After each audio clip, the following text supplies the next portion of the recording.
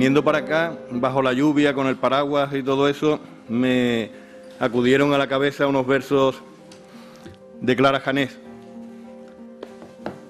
que creo que vienen a colación, y dicen así: mientras llueve, solo la lluvia es real, y somos en la lluvia.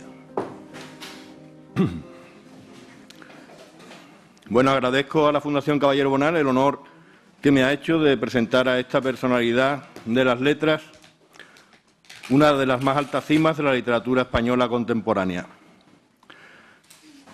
En 1973, Clara Janés realiza un viaje a Rumanía que debió tener mucho de iniciático. Estaba presente en su conciencia el sentimiento arrastrado desde la infancia del viaje como algo para ser contado. Ella misma indicó en su momento que se trataba del viaje de un poeta que en su recorrer unas tierras recoge y entrega una determinada visión del entorno.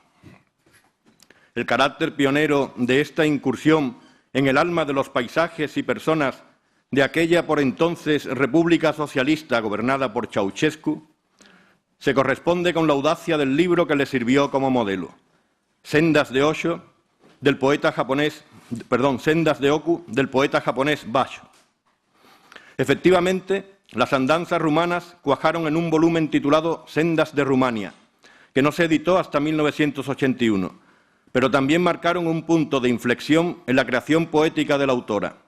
En 1975 aparecía En busca de Cordelia y Poemas rumanos, donde, según el catedrático Ángel Luis Prieto de Paula, quedan fijados los rasgos formales de su lírica, presididos por la sutileza, el parpadeo expresivo y la desnudez ornamental penetrada por la música, en aras de un espiritualismo en el que se forja su imaginario personal, a través del vuelo visionario del misticismo y su entramado simbólico. Nacida en Barcelona en 1940, Clara Janés estudió Filosofía y Letras en las universidades de Barcelona y Pamplona y se especializó en literatura comparada por la Sorbona. Esencialmente poeta, ha cultivado también la novela, el teatro y el ensayo. Destaca además como traductora particularmente de la lengua checa y de la obra poética de Vladimir Orlán y Jaroslav Seifert.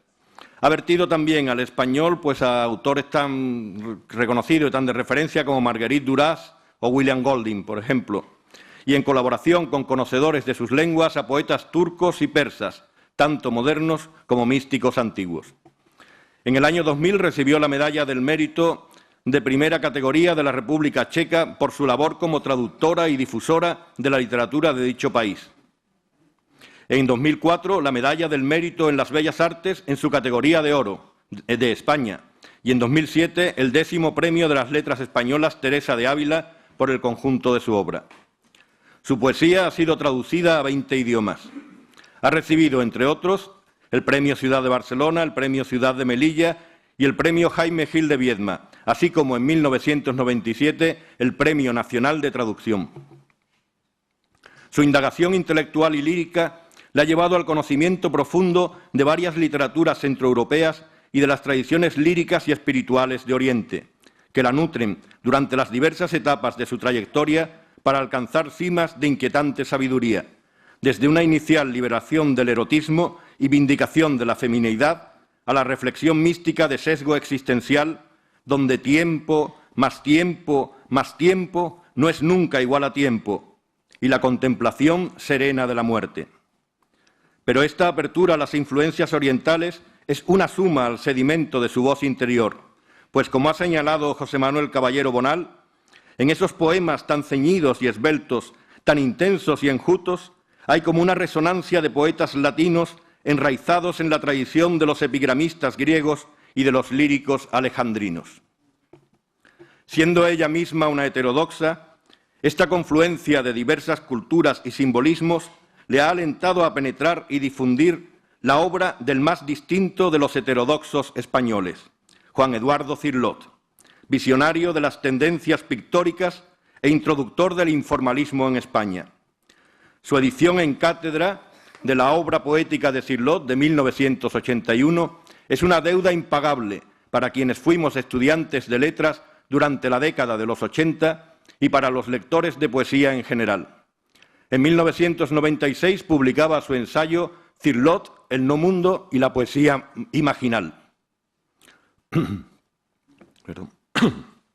Finalmente, en el citado Sendas de Rumania, apunta Janés: viajar por un país desconocido produce a veces en el hombre la sensación de ser río que a lo largo de su recorrido va acumulando materias de aluvión.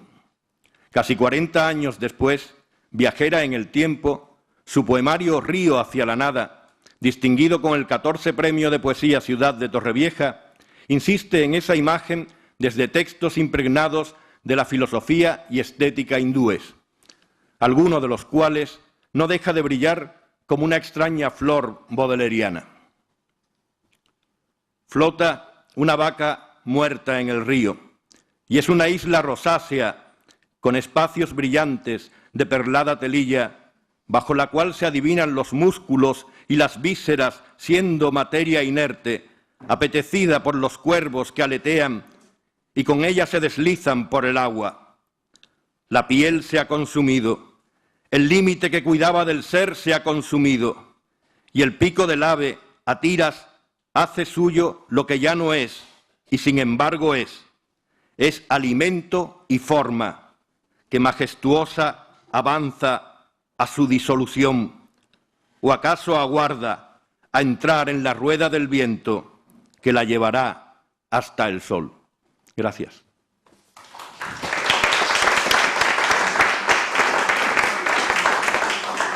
Muchísimas gracias por estas palabras y por haber citado este poema de la vaca, porque me parece muy significativo, puesto que casi todo el mundo dice que yo soy una poeta mística.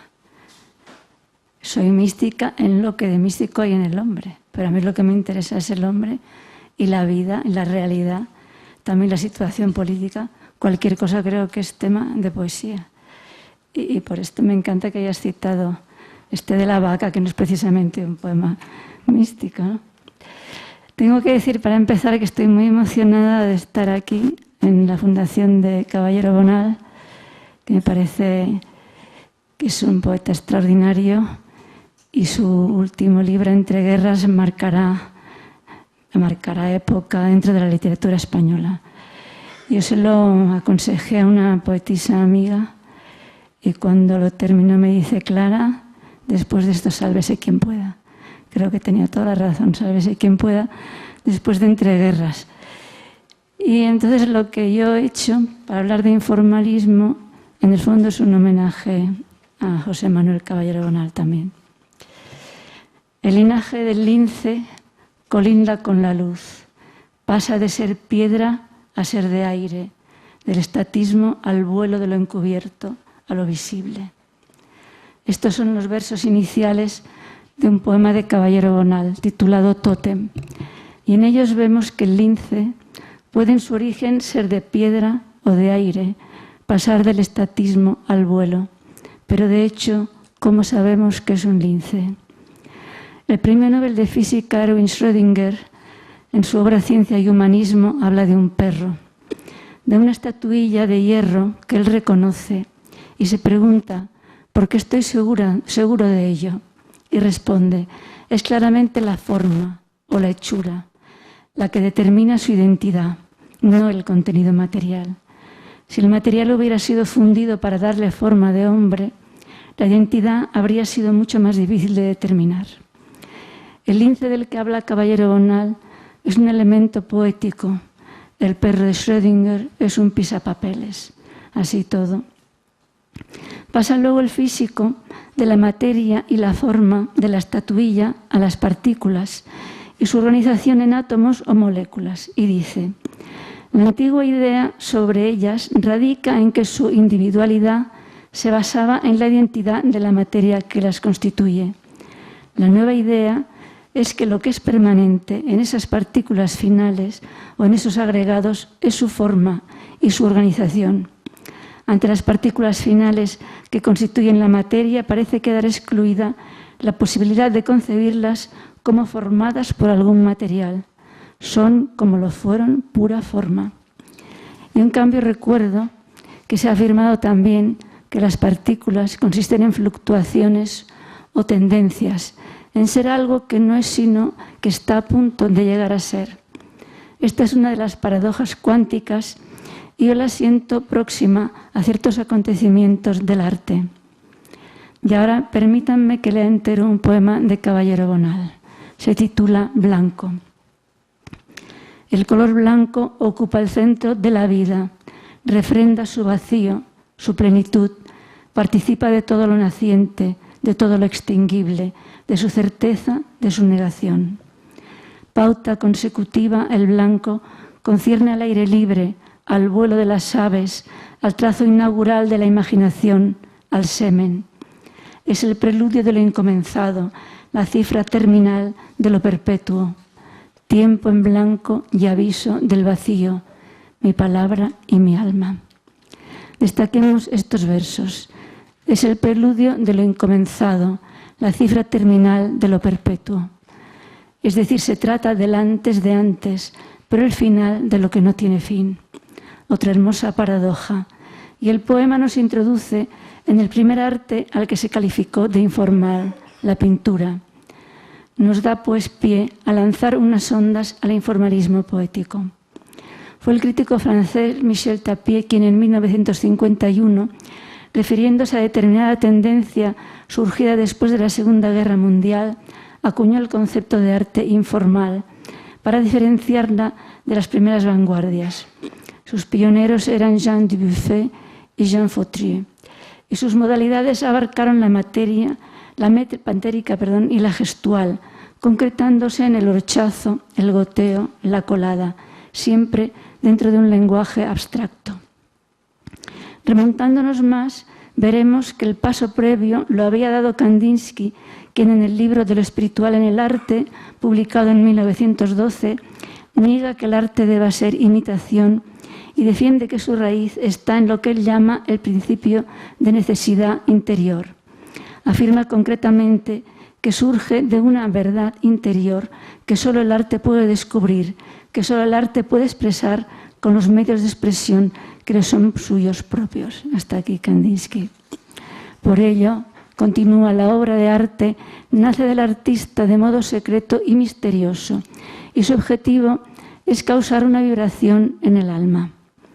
Un año después de la aparición del libro de Kandinsky, Kazimir Malevich pinta una obra clave dentro del campo de la abstracción, Círculo Negro, consistente en un círculo efectivamente negro sobre fondo blanco. El músico español Federico Mompou, por su parte, al explicar su teoría del arte como un recomenzar, afirmó: toma un cuadro abstracto. Has llegado ya a un espacio blanco con un punto negro. ¿Qué más? Quitamos el punto negro. ¿Después qué? Empezar de nuevo a descubrir la belleza. Así pues, el blanco sí, cifra terminal y preludio. ¿Acaso sería este el verdadero informalismo? En ese blanco absoluto parece todavía no se da forma.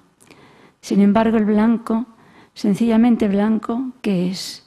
Algo que se asienta en una materia, pero ¿no es el color una frecuencia vibratoria de la luz? Y si es una frecuencia, ¿no será también, pues, un modo, una forma? El puro blanco, con todo, parece claro, refrenda el vacío. ¿Puede darse algo análogo al cuadro descrito por Mompou en literatura? Me acomete la duda, pues aunque se tratara de palabras vacías de concepto, estas estarían llenas, cuanto menos, de ecos fonéticos, vibraciones también en su origen, formas. Y me pregunto, ¿se puede con propiedad hablar de informalismo en el arte? De hecho, la palabra remite a la ruptura con la forma clásica, no a la carencia de forma.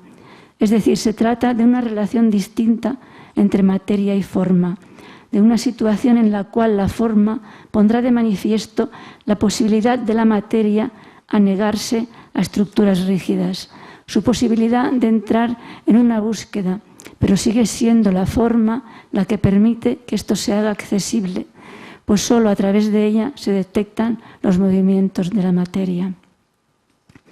Como decía, Tapié calificó de informales las obras de Dubuffet y Fautrier. Pronto otros artistas de la época se acogieron a esta órbita, unos con la misma designación, otros con otras de contenido análogo, como el expresionismo abstracto americano, casi todos compartiendo las ideas de Kandinsky. Así podríamos nombrar tanto a Pollock, Mathieu, Harting, Alberto Burri, Lucio Fontana o Antoni Tàpies, como a de Kooning, Rothko o Motherwell, los cuales, además de sentir el arte como una necesidad interior, se mueven igualmente con la intención de una arriesgada ruptura. Sin embargo, lo que hacen se manifiesta de modo formal, incluso cuando pretenden que es la misma materia la que actúa, porque aunque lo que vemos en un cuadro es la pintura, la pasta colorida de la pintura, se ha procedido a dar un brochazo, ha habido una mano que ha movido el pincel y es a través de la pincelada como detectamos la materia pictórica. La materia con la que trabaja el poeta es la palabra. ¿Y la materia de la palabra en qué consiste? ¿Es algo que se contrapone a lo que podríamos decir es su sustancia, el concepto? ¿Cómo se llega a la abstracción de la palabra? ¿Cómo se logrará que la materia de la palabra se coloque en el poema a través del gesto, como un brochazo, como un goteo o una colada? En España, entre los grupos artísticos que se adscribieron al informalismo, figuran Pórtico de Zaragoza, Dau al Set de Barcelona, El Paso de Madrid. A Dau al Set pertenecieron, además de los pintores Joan Pons, Tàpies, Cuixart y Tarrats, el filósofo Arnau Puig y los poetas Joan Brossa y Juan Eduardo Cirlot. En poesía, el afán innovador había aflorado un poco antes con el postismo, el último de los sismos, creado en 1945 por Eduardo Chicharro, Silvano Sereni y Carlos Edmundo de Orí. Este último intercambió entusiasmos durante años con Juan Eduardo Cirlot. Cirlot, con todo, fue el más audaz, si bien llevó a cabo su valor casi en secreto. Como crítico estuvo próximo a las artes plásticas y a los movimientos de vanguardia, pero fue su espíritu poético el que le hizo dar pasos de gigante en lo que se refiere a las innovaciones, a veces orientándose hacia ese vacío del que el blanco nos advierte, acercándose al automatismo, otras, por el contrario, del modo más cerebral, tal vez puede dirigirse a un concepto, pero siempre ciertamente trabajando con el lenguaje, la palabra, sus vocales y consonantes y el significado que alberga. Los poetas que se hallan en ese intento, pues, como los pintores, aunque trabajen con la materia, pueden alcanzar resultados que a veces se concretan en pura forma, por evitar los contenidos que remiten a formas precedentes. Pero dijo Goethe, lo que está dentro, idea, está también fuera, forma. Y podríamos decir, si hay algo fuera, hay algo dentro y al revés. Esto no es una paradoja. Forma y materia se remiten una a la otra. La forma no es esquivable, pero sí es posible derribar los muros clásicos que suponen una rigidez. En el caso de la pintura informalista, el intento se orienta a hacer que la pasta de color fluya a su antojo. Comparando este hecho con lo que se da en poesía, el profesor Gaetano Chiappini dijo que todos los poetas son informales si se piensa que cuando un poeta lanza su palabra fuera, se manifiesta en los versos sucesivos una dispersión de consonantes y juegos fónicos repetidos hasta el fin, es decir, la materia sonido se difunde en el poema. Además de esta dispersión de la materia, también acontece el desmontaje de los elementos de la palabra. Esto sucede de modo generalizado. Lo hallamos, por ejemplo, con distintas intensidades entre los españoles o entre los italianos del Grupo 63, que buscaban experimentación partiendo, por ejemplo, del estructuralismo, por no hablar del gramelot, empleado por Darío Fo en sus obras, donde hay momentos en que todo se reduce a gestualidad y fonética. Se daba también, entre otros, en los posfuturistas rusos, algunos de los cuales recurrían a letanías religiosas ya incomprensibles, o en el silabismo y la poesía sin sentido cultivada por los pertenecientes al segundo nuevo movimiento de Turquía. No voy a entrar en la llamada poesía visual, cuyos antecedentes se remontan a los caligramas de Simias de Rodas del 300 a.C., ni a sus derivaciones posteriores, como las creaciones de Joan Brossa o de José Miguel Ullán. Así, el libro Alarma, donde el trazo y la tachadura sobre un papel previamente escrito son tan gestuales como conceptuales. Me limitaré a 4 poetas, los primeros que han acudido a mi mente. Me sitúo pues también en lo informal, dado su llamativo modo de enfrentarse a la ruptura. De hecho, el análisis de la obra de Cirlot bastaría como ejemplo para demostrar hasta dónde se puede llegar trabajando la materia poética, y advirtamos que él lo hacía de modo totalmente racional. Vayamos pues hacia el preludio de lo incomenzado, el blanco del lenguaje, lo que, como apuntaba, puede consistir en el momento en que la palabra está vacía. Eso tiene antecedentes muy antiguos, desde los mantras hindúes a las sentencias de los filósofos presocráticos acusmáticos. Cirlot, como lema de uno de sus poemas más destacados, Bronwyn N., remite al ritual mitríaco Papyrus Anastasi número 574 del suplemento griego de la compilación mágica. Ciertamente la magia empleó desde su origen palabras sin sentido o con sentido secreto o meras repeticiones de sílabas que por su asociación generaban atracción e inquietud en el oyente. Así ya en el antiguo Egipto, entre los textos de las pirámides, aparecen conjuros y modulaciones de vocablos con una misma raíz, cuya reiteración les otorga un carácter apremiante. Uno de ellos, dedicado a Khepr, el escarabajo de la vida, base de la metamorfosis de Ra, empieza así: mi transformación es una transformación de la transformación, lo que acaso sonaría Kheperi, Khepr, Khepru, Khepre, Kuim, Khepru. Vamos ahora, veamos cómo suena el principio de Bronwyn N. Irb, Rou, Nu, Ruinir, Ni ruinir, Birruinir, In, Iru, Irui, Nirui, Irwin, Urwun, Iruir, Niruir, Biniruir, Inir, Inoir, Iroin, Irro, Niru, Runiru, Ronruin, Runin, Rurin, Runrur, Runbur, Rinor, Rionbor. Son más de 20 variaciones fónicas y la última dice Inuririn, Rin, Nir, Inri, Nur, Nir, Niunir, Nunur, Noinor, Nuyani, Bronwyn. Cirlot afirmó, refiriéndose a este poema, que sería erróneo creer que quiso hacer letrismo, que se trataba de hablar con Bronwyn, figura femenina predilecta, protagonista de la película El Señor de la Guerra, en su idioma propio, y pensó que éste estaría constituido por las letras de su nombre. Con todo, no hay que olvidar que en otro momento el poeta dijo: no las palabras, sino las sílabas, los fonemas articulados son los que crean la poesía, y se extendió estudiando el simbolismo fonético. No me resisto ahora a leer un fragmento de Sor Juana Inés de la Cruz, del encomiástico poema Los años de la excelentísima señora condesa de Galve, donde usó el recurso del eco en un diálogo entre las notas musicales, un re, mi, fa, sol, la, y un coro que, recogiendo la última sílaba dicha por las notas, forman las palabras Elvira sola. Voy a omitir la palabra coro, que se repite en todo el poema. Y para leerlas con mayor decoro, cada cual sigue el eco de su coro. Ut, el eco fiel, el. Re, según lo que vi. Mi, cifra leerá, ra. Fa, pues el sol o so, sol, descifrar la. Y ahora, con esto, no solo me sitúo en lo informal, sino que me he permitido ser algo informal.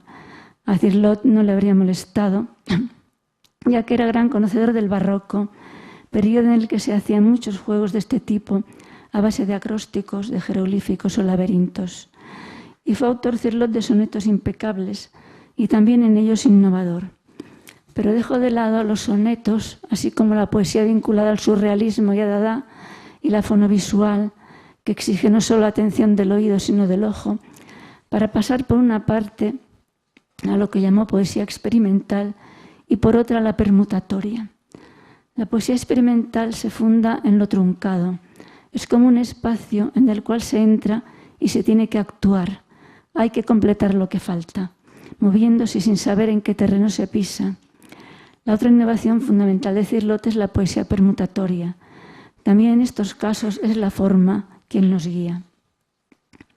Cirlot, como los del 63 italiano, remite al estructuralismo. En Aforismos del No Mundo escribe: el estructuralismo, que parece funcional, es metafísico.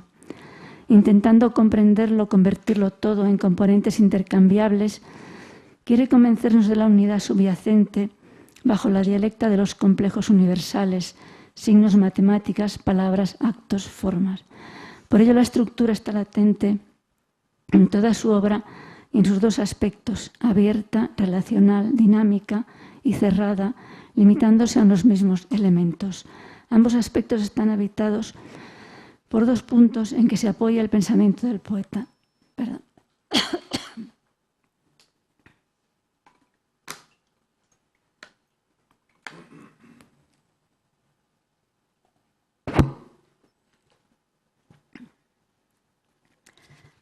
El pensamiento del poeta se apoya en estos puntos. Ser dejando de ser, pues el mundo avanza por unidades discontinuas, o el eterno renacer. La poesía experimental encarna el primero, el ser dejando de ser, la permutatoria, el segundo. En la poesía experimental, paisaje huidizo, aparece la sola virgen también huidiza. Se produce de este modo, leo un fragmento. En éxtasis de bosque, delirio, sienes suave, hacia por qué de allí infinita la ausencia, luz de luz y de luz, tallos de los caída, de los crecida los, inundación que del, desde sombra la nube, hablando se detiene. Nube detiene la, imposible la sola. Aquí el tipo de ruptura es más osado que aquel en que se utilizó solo la iteración, sin que se trate de variaciones fónicas como en Browning N. Por esos caminos, sin embargo, Cirlot llega a encontrar el vehículo adecuado para el objeto de su búsqueda, el eterno renacer. Me refiero a la permutación, por su propio rigor de móvil-inmóvil. La permutación es la aplicación de la poesía a la poesía del serialismo musical de Schoenberg, a su vez procedente de la cábala hebraica. La cábala es la ciencia de la interpretación esotérica de los textos bíblicos, no solo por medio de las letras, sino por medio del número, dado que el alfabeto hebreo, cada letra tiene un valor numérico. Esto permite establecer nexos entre palabras diferentes cuya suma de letras da el mismo resultado, hallar una palabra en otras distintas o permutar convencionalmente las letras señalando las correspondencias posibles entre ciertas palabras. En la cábala, pues, la palabra tiene un verdadero carácter revelador. Cirlot, en su obra capital Browning Permutaciones, al aplicar el serialismo, emplea la combinación de versos y de palabras. El primer poema, que es el modelo, dice así: contemplo entre las aguas del pantano la celeste blancura de tu cuerpo, desnuda bajo el campo de las nubes y circundada por el verde bosque. No muy lejos el mar se descompone en las arenas grises, en las hierbas, manos entre las piedras con relieves y tus ojos azules en los cielos. Las alas se aproximan a las olas, perdidas en las páginas del fuego, Browning mi corazón y las estrellas sobre la tierra negra y cenicienta. Cirlot va efectuando cambios, a veces de versos, a veces de palabras, y continúa con metamorfosis totales en métrica regular en el poema 6 y el 7 y no regular en el 8 y el 9, realizando en los 5 últimos poemas una selección de la materia, como se ve en el poema 11. Browning entre las alas y las olas, sobre las nubes grises y la tierra, tus ojos en los cielos con relieves y en las piedras azules las estrellas, manos entre las páginas del fuego, en las perdidas aguas de las hierbas. En todos estos versos, aunque distantes del informalismo pictórico, vemos un indudable poner de relieve la materia del poema. Para ir dejando a Cirlot, mencionaré que también él escribió un poema titulado Blanco, muy distinto al de Caballero Bonal, donde hallamos el verso «Un caballo de hielo duerme bajo la niebla». Este blanco no remite ni a fin ni a principio, sino todo lo contrario, pues el caballo, al ser de hielo, no puede morir ni resucitar. Pocos poetas han abierto y cerrado tantas puertas en poesía como Cirlot. Por ello pueden parecer pálidas otras tentativas, aunque algunas nos sorprendan, como las de İlhan Berk, poeta turco, con el que concluiremos. Así no saltan tanto a la vista los cambios formales introducidos por Antonio Gamoneda, de cuya intencionalidad formal no dudo, aunque no estoy segura de que haya previsto el resultado que nos permite la visión panorámica de sus versos. Y sin embargo está claro que trabaja enormemente con las palabras. He estudiado a fondo la obra de Cirlot. A la de Gamoneda y los demás poetas que citaré me he acercado solo como lectora. He de confesar que tardé tiempo en ser consciente de qué era lo que yo detectaba en la poesía del leonés que la diferenciaba de otras. Y fue precisamente el empleo de un color, el amarillo, como me aconteció. Dejamos pues ahora el blanco para pasar por un rato al amarillo. Gamoneda ha hablado en más de una ocasión de la importancia que tuvo para él la lectura de Saint-Jean-Perse. Cierto, pero en su poesía pasan otras cosas y creo que están directamente vinculadas con la pintura. En ella sí podemos ver el brochazo, la pincelada que se repite de un poema a otro con distinta densidad y caso como una mancha o un goteo.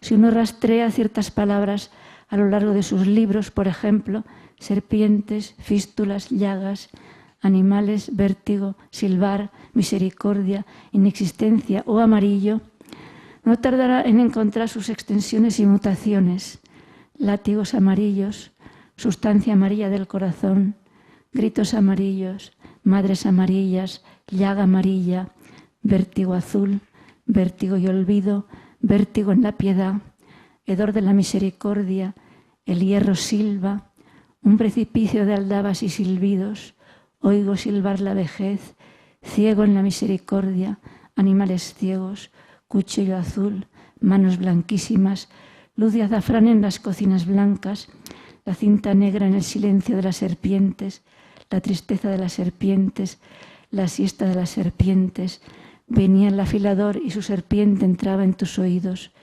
párpados ya amarillos de amor, flor negra, sílabas negras, fístulas blancas, iglesias amarillas, una serpiente ciega. Semejante breve inventario no sería más que un fragmento, una fugaz vista aérea de la poesía de Antonio Gamoneda, y que es de hecho lo que vería el que la contemplara, una forma fractal que se mueve en la autosimilaridad, un ser y no ser, un aparecer, desaparecer y reaparecer que nos recuerda las fluctuaciones y condensaciones propias de las partículas y también los movimientos de la materia, los deslizamientos y las fugas. Y las palabras entran y salen de sí mismas, y entran y salen de sí mismos los poemas e incluso los libros, como la música que se recrea en el jazz. Este proceder que captamos a través de la visión aérea no solo nos remite a la forma fractal, sino al principio de incertidumbre y a la teoría del caos. Su continuo fluctuar provoca el sentimiento de imposibilidad de una certeza. Uno se pregunta, ¿por dónde veré asomar ahora el amarillo? ¿Oiré de pronto silbar al cobre? ¿Surgirán unas serpientes blancas entre sílabas azules? Acontece que, como en la misma pintura en el cuadro, las palabras tienen pesos distintos en el poema, como si incesantemente buscaran su lugar. Se trata en realidad, como apuntaba, de lo que afirma la teoría del caos armónico, de una acción que puede producirse en regreso. Así de inquietante resulta la poesía de Gamoneda, el mismo color ciega a quien la lee. Dijo Ilya Prigogine, el padre de la teoría mencionada. El caos posibilita la vida y la inteligencia. El cerebro ha sido seleccionado para volverse tan inestable que el menor efecto puede conducir a la formación de orden. ¿Se dirige a esto tal poesía? ¿Acaso, ya que se trata de un orden que no permite predicción fiable, porque la relación entre las cosas no es pura ni simple, y así los poemas y las imágenes se llenan de contradicciones? Sería interesante estudiarlo solo desde el punto de vista del tacto o del color, que cobra tal fuerza que corrobora el decir de Ilhan Berg: el poeta es el que ve las palabras. Acerquémonos solo al amarillo y cito al azar. En 1975 Gamoneda empieza a escribir Descripción de la mentira, donde leemos: mi memoria es maldita y amarilla como un río sumido desde hace muchos años. Mi memoria es maldita, mas antes de la memoria un país sin retorno, acaso sin existencia. Había hierba muy alta y dulce, siesta en la densidad, aquella miel sobre los párpados. Era la exudación y penetraba el tiempo. Los insectos se fecundaban sin cesar y la serenidad nos poseía, pero aquel tiempo no existió. Sucedió en la inmovilidad como la música antes de su división. Mi memoria es maldita y amarilla como el residuo indestructible de la hiel. Y continúa. Veamos ahora qué sucede muchos años después en el libro del frío, empezado en 1986. Llegan los animales del silencio, pero debajo de tu piel arde la amapola amarilla, la flor del mar ante los muros calcinados por el viento y el llanto. Es la impureza y la piedad, el alimento de los cuerpos abandonados por la esperanza. Y aún más adelante, en Arden las pérdidas, dice: hubo extracción de hombres, vi la raíz morada del augurio, vi a los insectos libando el llanto, vi sangre en las iglesias amarillas. Podríamos seguir. Estos versos son un mínimo ejemplo. La fecha de Arden las pérdidas se extiende de 1993 a 2003-2004. Fiel a sí mismo, Gamoneda no ha abandonado sus búsquedas. En el libro que acaba de aparecer, Canción de Reone, he visto que vuelven a aparecer amarillos, serpientes, etc. Pero dejemos ya estos dos poetas españoles de talante trágico y pasemos a dos extranjeros que tienen una visión del mundo llena de humor. Y de momento volvamos al blanco. En 1968 el poeta italiano Corrado Costa publicó un libro con litografías de Claudio Parmigianini titulado en francés Blanc. Y es más, escribió otro, de ensayo llamado Non c'è tempo per i colori, no hay tiempo para los colores, que luego incorporó en cosas que son palabras que quedan. Corrado Costa fue como Ziroto, un poeta casi secreto. La crítica llegó a hablar de su invisibilidad. Perteneció al mencionado grupo del 63, encabezado por Eduardo Sanguinetti, Antonio Porta y Nanni Balestrini, que predicaba la desaparición del yo del poema para que los objetos hablaran. Debo conocerlo a mi amigo, el escritor italiano Franco Tagliaferro, que puso en mis manos el libro de Giulia Nicolai, Billar esotérico, donde se citan unos poemas de Costa. Estos fueron para mí una sacudida y me impulsaron a seguir buscando. Veamos uno. Se titula Como si no lo supiera. Para hablar, por ejemplo, de hojas, empiezan por no hablar de hojas. Hablan, por ejemplo, de colores. Para hablar, por ejemplo, de colores, empiezan por no hablar, por no hablar. Hablan, por ejemplo, a escondidas. No se dicen nombres. Para hablar, por ejemplo, de otras cosas, no hablan, por ejemplo, de otras cosas. Hablan, por ejemplo, de nada. ¿Por qué me llamó de tal modo la atención este poema? En primer lugar, se detecta en él, por parte de su autor, una actitud distinta de lo habitual. Sin duda responde a la observación de Chiappini. La palabra, no la sílaba en este caso, al pasar a la página inicia sus propios movimientos. Giulia Nicolai advierte: no se puede escribir sin reflexión, y la poesía de Corrado parte siempre de un dato concreto para después expandirse, dimanar o levitar en conexiones de sutil, inteligente inventiva. En ese sentido, Corrado demuestra la verdad de su meta: el menos es el más, y también que definir significa limitar. Corrado Costa publicó, entre otros, los libros de poemas Pseudo Baudelaire, Blanc, Baruchello, Hagamos de una vez el catálogo de las vocales, Nuestras posiciones y el ensayo Infierno provisional. Desgraciadamente aún no he podido hacerme más que con el libro Nuestras posiciones, Por tanto, no sé qué encierra ese catálogo de vocales, ni en qué consiste esa imposibilidad de atender a los colores en nuestro tiempo. Sin embargo, a través de lo que conozco, me parece evidente que en la obra de este poeta se da un trabajo en la materia tan intenso como el que hace Gamoneda, y en algunos casos, aunque partiendo de otro sentir tan osado como el de Cirlot. Es la arena, el mismo suelo, trasladado al poema, lo que está ahí y casi podemos tocar como en un cuadro. El poeta ha desnudado la palabra de sus vestiduras habituales para darle otro valor, de modo que por sí misma se destaca y nos sorprende. Veamos otros poemas. Ofrece una silla. No van a ninguna parte. Por otra parte, la parte que atraviesan por ninguna otra parte está puesta. En la parte que está no hay siquiera un punto de partida. Levantar las grullas en voz alta. ¿Qué nombre es el que gritan a las grullas asustadas por su nombre? Se van volando seguidas por el nombre que las persigue, que se va volando junto a las grullas sin saber qué nombre es. La construcción de la trampa. El movimiento que concluye vale solo por dos. Si el tigre huele la tigreda, no estará emboscado. Si la tigreda huele un rebaño, no estará emboscada. Si la clase de los tigres huele las clases de los herbívoros, no estará emboscada. Si el tigre se oliera a sí mismo, estaría emboscado. Colocación de los nombres. Si se escribe liebre, no queda dicho que si se escribe liebre sea una liebre que corra por la hierba. No queda dicho que haya hierba. Si se escribe hierba, hierba, hierba, hierba, hierba. Como he dicho, mi aproximación a la obra de Conrado Costa es la de un puro lector y es insuficiente para ir más allá de la mera comunicación de una sorpresa. Pero sin duda es evidente que, como los pintores informalistas que dejan salir la pasta de color del tubo a su gusto, ese poeta dejó fluir la palabra y así se diría que el poema surgió antes que la idea de su concepción. Es decir, a su modo expresaba también él el caos armónico, según el cual puede darse que el efecto preceda a la causa. Toda esta poesía me hace pensar que no es tan exacta la frase, hasta ahora muy venerada por mí, de San Gregorio Palamás. Ninguna palabra puede esperar otra cosa que no sea su propio fracaso. Al contrario, diría que algunos han logrado que la palabra surja victoriosa por encima de los poemas y de los poetas. Sucede con alegría en la obra de Conrado Costa, por su humor soterrado. Sucede lanzando cohetes en la poesía del turco Ilhan Berk. Vamos a comprobarlo. Y vuelvo al poema de Caballero Bonal.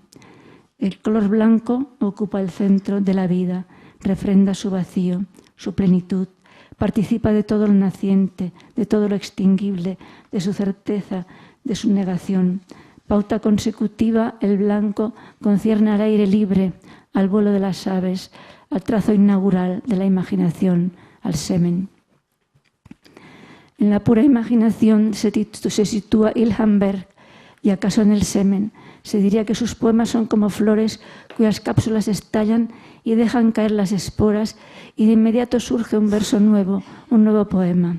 Ilhan Berk, lector fervoroso de Francis Pons, René Char, Mallarmé, Cocteau o E. Cummings, se interesó por el silabismo, formó parte del segundo nuevo movimiento que surgió en Turquía en los años 50, negaba las convenciones literarias y fue el principal representante de la poesía llamada sin sentido, lo que no le impidió defender el verso otomano clásico. Afirmó que el poeta escribe con el sentido primero de las palabras, es decir, con su infancia, y añadió: todos los escritores escriben con palabras, pero los poetas son los que ven las palabras.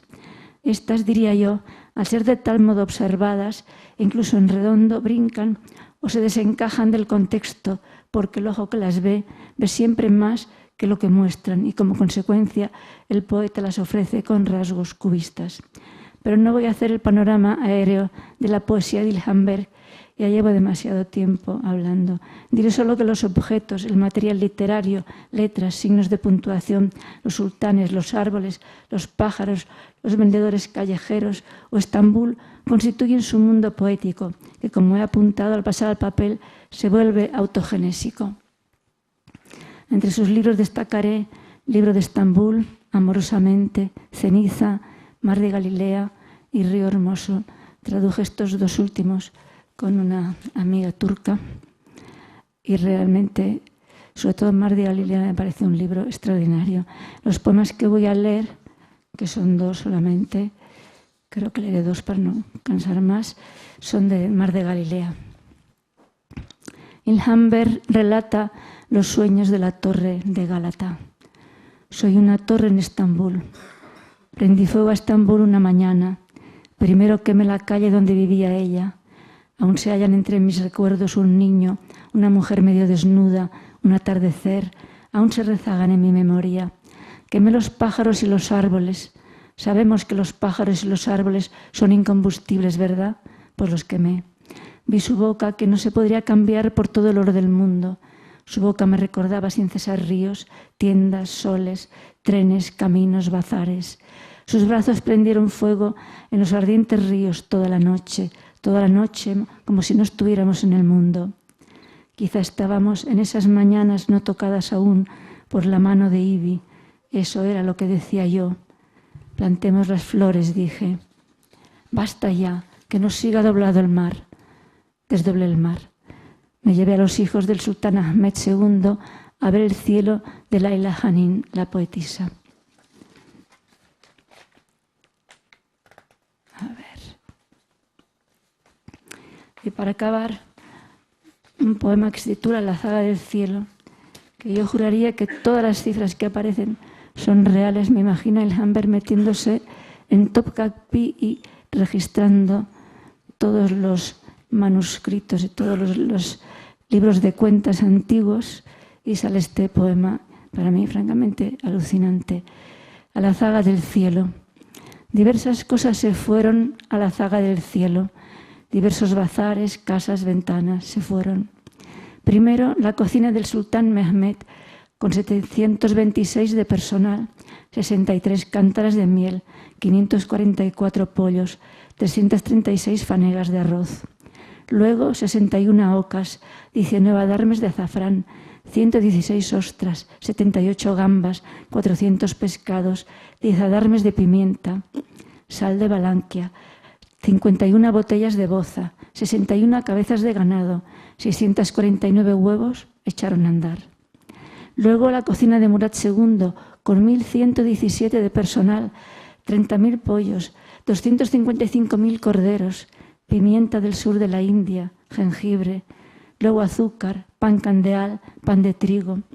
Luego las dietas de Valde Sultán, 3 adarmes de azúcar, 12 kilos de mantequilla, 5 kilos de arroz. Bonitas uvas negras y rojas, harina de la buena, fécula. Luego maquillaje de fondo, col, colorete italiano, a leña de Bagdad. Luego cocinas de visir, por ejemplo, la cocina de Ahmad Ibrahim Baya de Sokulu, la cocina en Yazdi Sekis Hassan Baya. Luego la soledad de Ahmed II como un mundo, la carencia de hombres de Valde Sultán II, en fila echaron a andar. Es decir, las mañanas de Kanli Nigar Hanim, la juventud de Sureyya Bey, los atardeceres de Chiplak Ahmed, es decir, todos, es decir, la ventana delante de la cual se había parado Constantino el Grande y contemplado el mar. Es decir, sangre, es decir, sífilis, cáncer, lo que no se puede nombrar en este mundo, es decir, lo que carece de sugerencia, de vivencia, es decir, lo deshonrado, es decir, todo lo que hay de bueno, es decir, lo malo, se fueron. Y nada más, gracias.